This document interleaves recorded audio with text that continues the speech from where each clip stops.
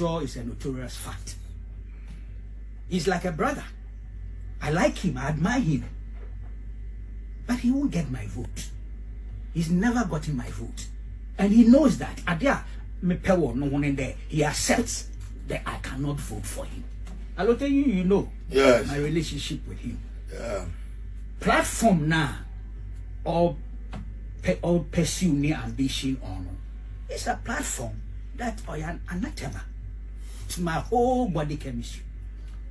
Makada, the man, my own corpse crying vote NDC. I have great friends there. Very great friends, close friends. Some of them, I was in the trenches with them against military dictatorship.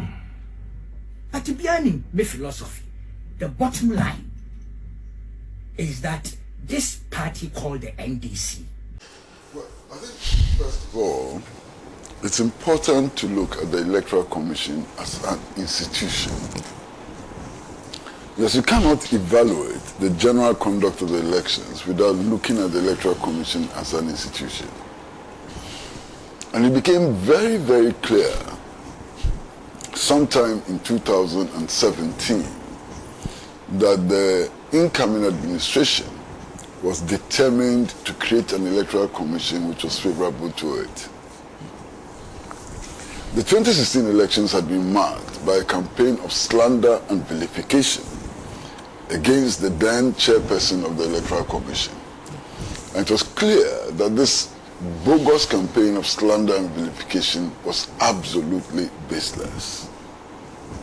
Indeed, some in the NPP communication team then had gone out and alleged that the chairperson of the Electoral Commission was a member of the National Democratic Congress without providing any evidence at all. Some even went to the extent of claiming, rather shamefully, that the Electoral Commission, the chairperson of the Electoral Commission, who was a married woman, responsible married woman, was the girlfriend of the candidate of the National Democratic Congress and so on. Now these months of vilification, including bogus court cases and so on, led to a situation where eventually Madame Charlotte Osei was removed as Electoral Commissioner along with other commissioners in order to pave way for the appointment of new commissioners. That was the beginning of the problems of the commission. Now, it is clear to anybody who cares to look that this commission cannot be described as neutral, as unbiased, and so on. Now, that is clear from pronouncements which have been made by some of the commissioners.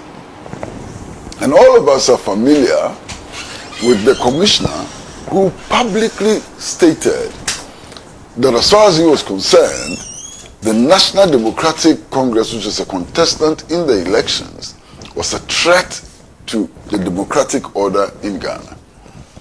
Now, if you have a commissioner, if you have a member of the commission who believes that one of the contestants is a threat to the democratic experiment in Ghana, it follows clearly that he will do everything in his power and out of his power in order to ensure that that party does not continue to threaten the democratic order. I mean, that was a most unfortunate statement. It was a statement which was sent the alarm bells ringing from that time. However, this person continues to remain a member of the commission supervising elections involving a political party that he thinks is a threat to the democratic order.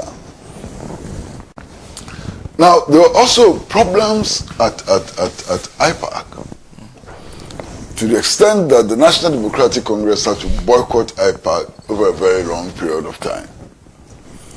Then came another theater which was worrying as far as I was concerned. Anytime the Electoral Commission had to take a decision, or there was a dispute about some decision that the Electoral Commission had taken, they resorted to vote buying on the IPAC. So you had several situations where inconsequential political parties and so on teamed up with the New Patriotic Party to declare support for decisions that the Electoral Commission had taken. And it sounded as if, you know, the parties had equal strength, they had, and so on, so decisions were taken on the basis of vote and so on. Now, as far as I can remember, the IPAC was not established to become a voting institution. It was an institution which was set up to become a place where consensus was reached on issues. But somehow, this Electoral Commission turned it into a voting institution. And at the end of some of the decisions, we found some of the political parties actually declaring for the EC, usually with the support of the New Patriotic Party. The aesthetics, you know, of that didn't look good at all. Because you saw an Electoral Commission deliberately and purposely manipulating members of the IPAC in order to push through an agenda that nobody could tell what it was intended to achieve at the time. Now, that conflict over IPAC, participation in IPAC, decisions of IPAC and so on, as far as I was concerned, was a precursor to some of the things that we saw happen later. Again, it was difficult to find situations in which the governing party disagreed with the Electoral Commission. On most occasions, whatever the Electoral Commission did was strongly, stoutly supported by the governing party. And the aesthetics there also didn't look good at all. Then there was the posture of the Electoral Commission. The Electoral Commission, indeed all the commissioners, had told us in the face that as far as they were concerned, they were independent, they had absolute independence, and were not subject to the control of any other institution in the country. They had even made it plain that they were not under obligation to listen to the views which were being expressed by the Ghanaian people and so on. Now, for me, as far as I'm concerned, that was an indication of the fact that the Electoral Commission did not understand its role. The reason why we have an Electoral Commission is simply the fact that 32 million Ghanaian people cannot organize an election, and that it is necessary to have some institution which exercises the power of the 38 million Ghanaians. So the powers of the Electoral Commission were not separate and distinct from the power of the people of Ghana. They were exercising those powers on behalf of the people of Ghana, and they were bound by extension of logic to, you know, hear what the people had to say. But the arrogance of this commission was beyond bounds. I mean, you could not believe it. Their emphasis on their independence and so on. Now, it was clearly absurd. I mean, having regard to the fact that the constitutional instruments which govern the conduct of elections and so on had to be laid before Parliament. That's a limitation to their independence. Indeed, many of the electoral processes, according to our constitution, end up with the judiciary for determination. That again is an indication of the limitation to the independence of the Electoral Commission and so on. But this Electoral Commission actually decided to play God right from the very beginning.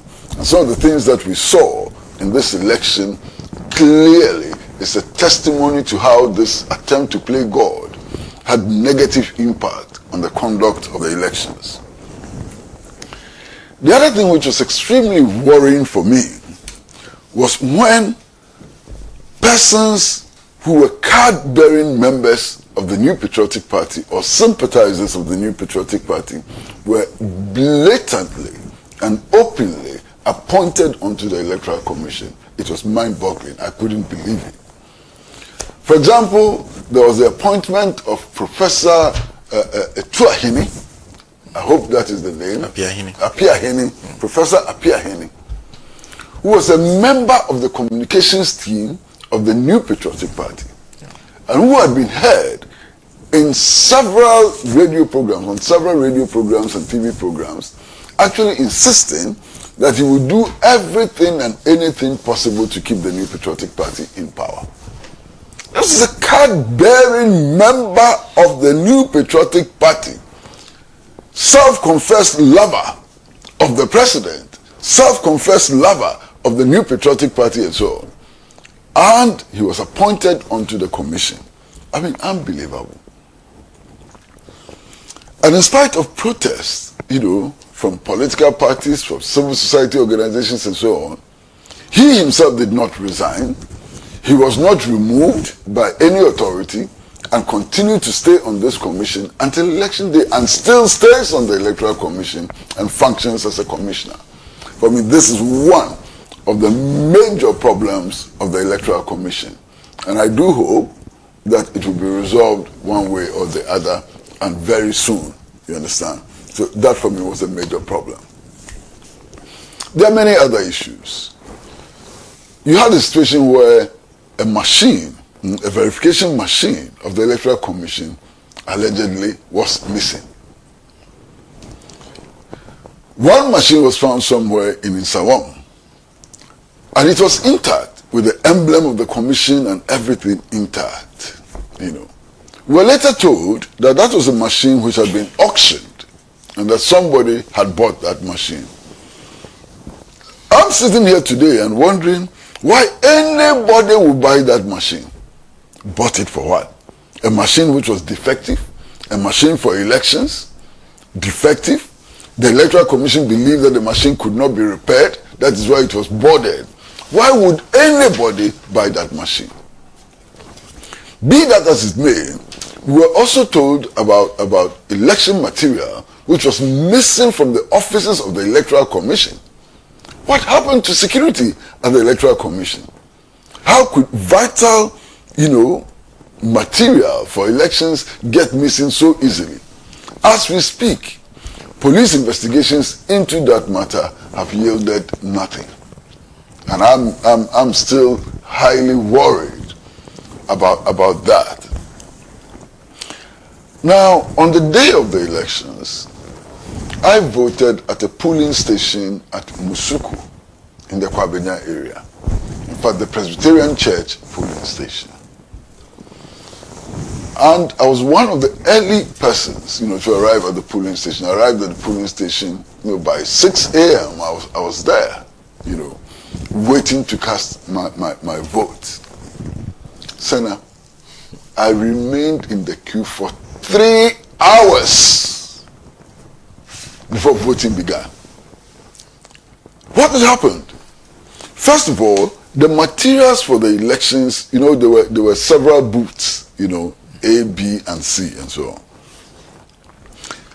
Materials for the booth in which I was supposed to vote did not arrive at all. By 7 a.m., the materials had not arrived. So when the media started covering, a lot of noise was being made and so on, the election officials then brought in the ballot papers. And we thought that we could start voting. And then we were told that the stamp they used to stamp the back of the ballot paper had not arrived. One stamp had not arrived. Stamp had not arrived. Which election official sent the materials there first without the ballot papers, brought the ballot papers and didn't bring the stamp, and then later there was something else? So 3 items were brought in one after the other, to the extent that it caused a 3-hour delay. Now, Senna, you have to understand the polling station, its location, and why anybody would attempt to start these frustrations and so on. First and foremost, Musuku, where I live, used to be a small village, very small village. Now it's expanded.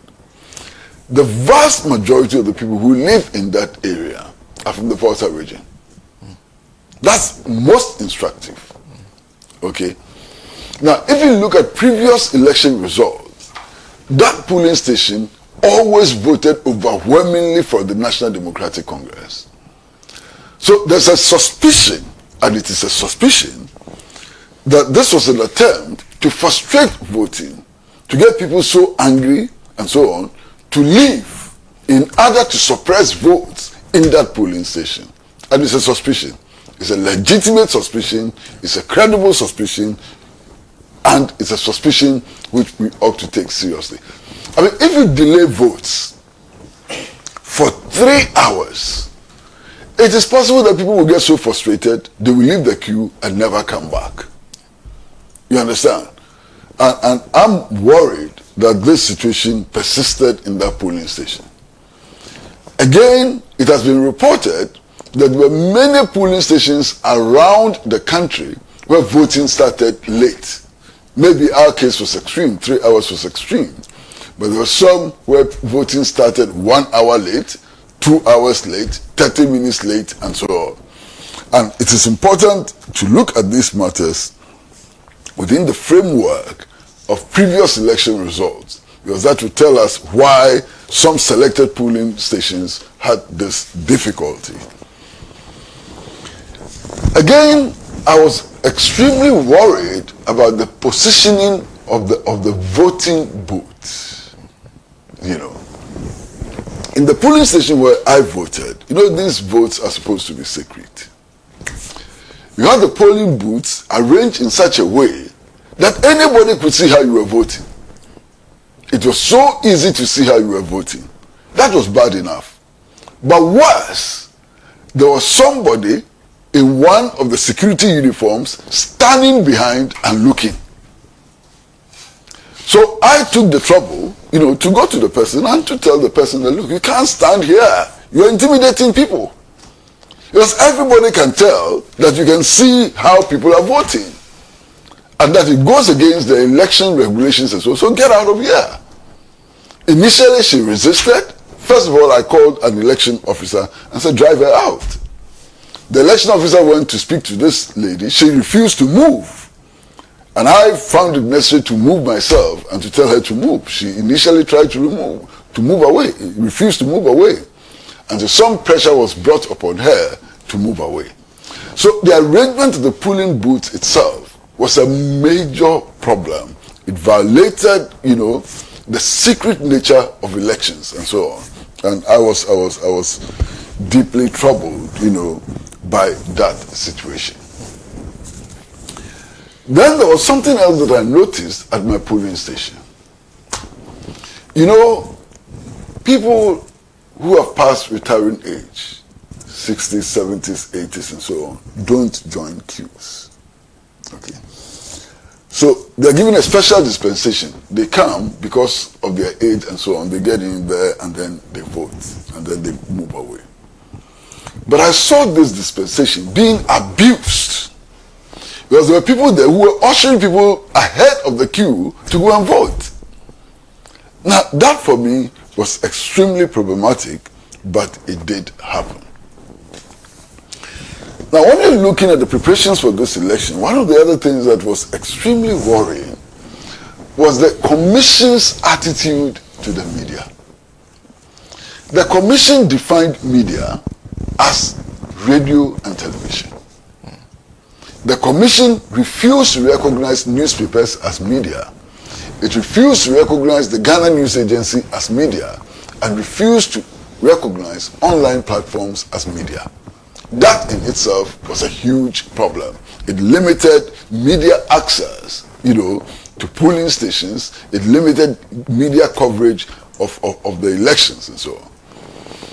Now the worst part was that the Commission had decided arbitrarily on a number of media houses which could cover the elections and had asked its officers, you know, at the regional and constituency levels to determine which media houses were credible. And I was wondering, how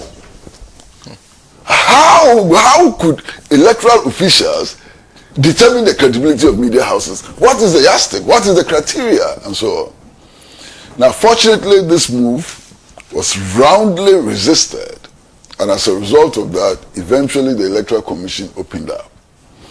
Now, one of the questions that I asked was, why this? Where is it coming from?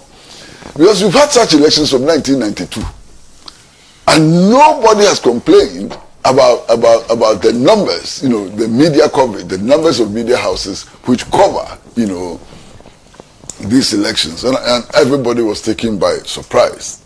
In fact, the impression was that the arrangement was calculated to ensure that the critical media, the objective media, would not have access to polling stations and so on. But somehow, through the agitation of the Ghana Journalists Association, the media itself, civil society and other organizations, the Electoral Commission was compelled, to withdraw this directive and to open up media access to the polling stations and other election centers. The other thing which troubled me greatly was the introduction of mysticism into the elections. I mean, I was embarrassed as a Ghanaian. I was so heavily embarrassed as a Ghanaian when all of our leaders and all the political parties resorted to mysticism. Ghana, first and foremost, is supposed to be a secular state. So we ought to be doing things on the basis of empirical evidence. We ought to be doing things on the basis of things as they are. Okay? Because once you resort to mysticism, there's no basis for challenging everything or anything. There's no basis for evaluating any process. If it's God who arranges everything, how do you verify whether it is God or it's not God? You understand? Electoral Commissioner comes, he says, oh, we are grateful to God Almighty for making it possible for us to do X, Y, Z. If it is God, how even dare you challenge God? Given all the attributes of God, somebody who has no mercy on those who disobey him, punishes everybody with vigor and so on. Even the courage to challenge what is supposed to be God's work is a problem. You understand? But the introduction of mysticism actually made it difficult to do things on the basis of empirical evidence. Sana, all of them, Dr. Bawumia, President Mahama, all of them, Ekweadonko before she died, and all of them, were claiming that everything they were doing was the work of God. This is a secular state. Electoral Commission, work of God. Civil society organizations, work of God, and so on. I was so deeply embarrassed by the level of mysticism which was introduced into this. And it did not surprise me that all kinds of charlatans emerge on the scene to use prophecies and soothsaying as a way of controlling the minds of our people and controlling the votes. Today, 1 week after the election, we do know that these people were simply charlatans. We do know. We know that they are absolute charlatans. And we know that the God we know, the God we were taught of in Sunday schools, would not support some of the things that have happened. Look, before the elections, there was this woman who actually predicted a win for Dr. Bawumia. And she said that at the end of the elections, if Dr. Bawumia did not win, it would show that God has been untruthful. The Christian God had been untruthful. And therefore she would go back to worshipping fetish, idol, whatever, African traditional religion and so on. Senna, can you believe it?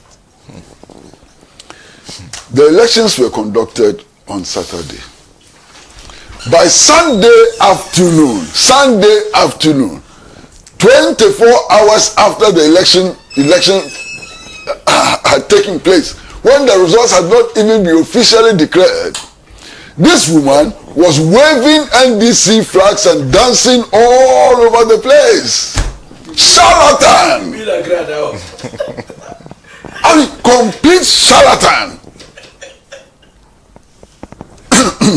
There was this other person who came and said that, look, he had had a conversation with God. How he managed to have a conversation with God, he's the only one who knows. I mean, I made the point that he could be delusional. You know, he could be suffering from high fever and so on. But somehow, he made us believe that he actually had a conversation with God. And that God had told him that Dr. Bawumia will win, inshallah, hands down. And that if Dr. Bawumia did not win, he, together with his church, should be bent. I hope he's bought the petrol and the matches for that exercise. Charlatan! Complete charlatan! There was another one who calls himself a prophet, who first predicted victory for Dr. Bawumia. First said Dr. Bawumia could not win. After Dr. Bawumia went to his church and gave him a donation of 50,000, predicted that Dr. Bawumia was going to win. Then John Mahama went to his church and then he decided that John Dramani Mahama was going to win and so on. Charlatan! Barefaced charlatan! You understand? So all these charlatans were in full view. They operated in full view. And I think their purpose was to influence the outcome of the elections. To use the fear of God that many people have. And I have no problem with that. You can fear whatever you want to fear. Some people fear the God of Israel. Some people fear Akunedi. Some people fear Tigari and so on. Fear whatever you want to fear is your problem. You understand? But when institutions and organizations deliberately manipulate this way for electoral purposes, it devalues our elections. And that's why I get extremely worried about this level, you know, of devaluation, you know. Now, there is something else which came up in the conduct of this election, and that was the use of threats. I saw an MPP regional chairman actually sitting on television and threatening to kill. I'm sure you all saw the video. Said if they kill one, we will kill three, and so on. Now, that contributed to the intimidation of voters. And that may be responsible, may be responsible for what others have described as a low turnout. I'm not so sure that there was a low turnout. But these threats became a problem. Then there was the deliberate attempt by officials to suppress votes in certain key areas. And for me, one of those things happened to be the decision by the Ministry of Interior to close all land boundaries. Reckless, unlawful, shameful, and so on. Now, the Ministry of Interior had decided to close all land boundaries because, according to them, they suspected that Togolese were going to come and vote in this election. Now, you ought to take this with the history of elections in Ghana. And for some time, every time there was going to be an election, there had been the secessionist threat which is raised in the Volta region. It has been used to intimidate Ghanaians living in border towns and so on. It had been used to create an atmosphere of insecurity in the Volta region in order to suppress votes. We should be condemning that. Now, this year, it went one step further. 10 hours to the election, the Ministry of Interior decided to close all land boundaries. Now, the implication of that is very simple. If you were a Ghanaian, living in the UK, living in Germany, living in France, living in the United States of America and so on, you could decide that on the day of the election, you would jump onto a plane, fly into Ghana to vote. No problem with that. But if you were a Ghanaian living in Togo, a few meters away from Ghana, you were stopped from coming to vote on that day. What unfairness is that? What level of unfairness is that? I mean, it's so unfair, it's unbelievable. But we did it. Our Ministry of Interior did this shameful act. whose purpose could only have been the suppression of votes, along the border, or maybe by extension in the Volta region, and so on. It did happen, and I was ashamed that we could do such a thing, just for the purpose of winning an election or attempting, to win, an election. Now, a few hours before the elections, the New Patriotic Party also decided to hold a press conference. And this press conference sought to justify the actions of the Ministry of Interior. And the allegation simply was that an NDC activist or office bearer had been seen with dummy ballot papers. That's what they said, dummy ballot papers sent into Togo for voter education. And that he had been arrested. I said, what's the basis of this arrest? Because all political parties worth their name do print dummy ballot papers for the purpose of voter education. It's not new. Throughout our history, dummy ballot papers have been printed by the political parties for voter education. It is not a crime. You cannot use the dummy ballot papers in an election. You cannot stuff, ballot boxes with dummy ballot papers. Then we know also that there are Ghanaians resident in Togo who are bona fide members of political parties, just like Ghanaians registered in Germany, in London, and so on, join political parties, including the New Patriotic Party. And some of them come home to vote. In this election, you hear about UK chapter of this party, Berlin chapter of that party. There are members coming here to vote. Is it illegal? So if one political party has members in Togo and decides to carry out voter education there, how does that become a criminal activity leading to arrest and leading to the holding of a whole press conference in order to create panic and so on? That's extremely worrying. One of the other things in this election, which also caused me some anxiety, was the blatant interference in our election processes by some Western embassies. I mean, it got so bad that the New Patriotic Party, which is perceived as an ally of the Western governments and embassies and so on, actually had to issue a very strong warning through one of his communicators, Saka. And I think it happened on this program. Warned the Western countries to stay away. Look, me, there is no doubt in my head that when it comes to the promotion of democratic values in Africa and in Ghana, one of our problems are the Western governments and their security agencies. Western governments and their security agencies have been a problem for 100 years in Africa, and they have subverted every attempt to build democratic institutions. Why? In the Congo, you know what happened? They killed Patrice Lumumba. Democratically elected Prime Minister of the Congo was killed. They removed his front teeth and so on. Was that a democratic act? Was that a democratic act?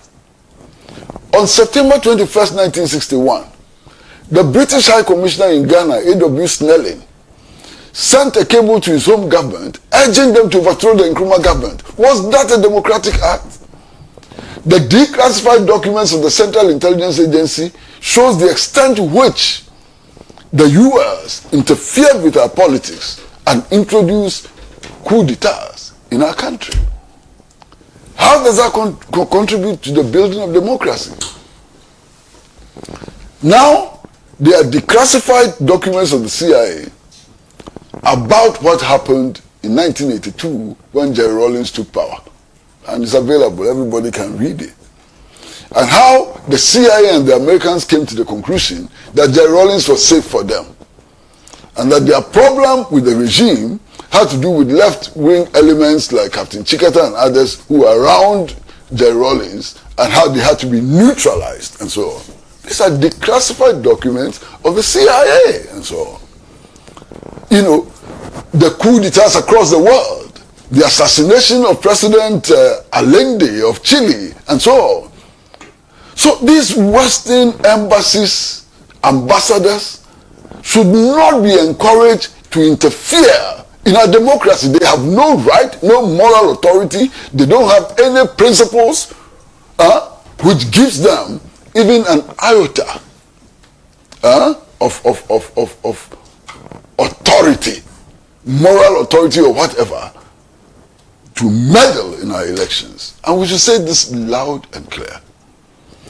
They do these things because they have interest in our country. And I don't know why we should even accept that they have interest in our country. And one of the clear interests that they have in our country, one, is the U.S. military base in Ghana. They want to keep it. Before the election, NATO has asked La Côte d'Ivoire, Benin, and Ghana to give them permission to establish drone bases in our country. That is their interest. How to control us. They control the IMF and the World Bank. Your country is suffering from unemployment. And then you go to the IMF for a bailout. And they tell you that, look, we will give you 300 million. But when we give you 300 million, don't employ people in your public sector. And our leaders are so very stupid that they accept these conditions and so on.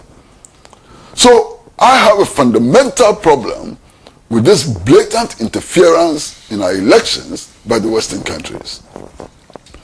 Now sometimes this is justified. Some, they say it is justified. Some people come and try to justify by saying that, oh, they are the donors. Donors? Donors? I mean, you mean that a country like Ghana, with the enormous resources it has, gold, manganese, bauxite, timber, rivers, intelligent people and so on, we cannot finance our own election, the choice of our leaders, and have to depend on other countries to choose our leaders. That's an embarrassment. It's a huge embarrassment that we should not countenance. We will come to discuss other aspects of the elections. But you see, last Thursday, Honorable Kofi Adams, Member of Parliament for the Buem constituency, said that, look, this Electoral Commission needs to be shaken up. But it has to be done according to law. It has to be done within the framework of the 1992 Constitution and so on. Because it failed. It failed in a very, very big way to conduct free and fair elections. Well, that statement is out there. People are commenting on it and so on. We want to see how this Electoral Commission, eventually will be sanitized. Because it's important to sanitize the Electoral Commission. You cannot have an Electoral Commission whose members are openly biased, who have no shame in displaying their bias, who carry their bias on their forehead. You cannot have an Electoral Commission like that. How we sanitize this Electoral Commission is the responsibility of all of us as Ghanaians. It's a responsibility that we cannot shirk. Because if we don't sanitize the Electoral Commission, it can lead to electoral controversies. And electoral controversies have a tendency to destabilize countries. And so on. So we will come to discuss other aspects of this election. And I will make my points very, very clear. But I'm completely dissatisfied with the manner in which this election was conducted, irrespective of the outcome. Irrespective of the outcome, I am not convinced that we conducted this election in a manner which is the best. One, this is a country of 32 million people alive. Those who did statistics and so on should begin to query how a country of 32 million people has an electoral register which is made up of 18 million voters, qualified voters. 18 million qualified voters. And the 18 million qualified voters are those who are 18 years and above. Is that possible? This is a matter which has to be investigated. Look, the refusal of the Electoral Commission to do a forensic audit of the voters register is a huge problem. Because when the time came to display the new voters register and so on, you saw the problems. Thousands of people had been transferred, their votes had been transferred to other constituencies without their knowledge. How did that happen? Was that deliberate?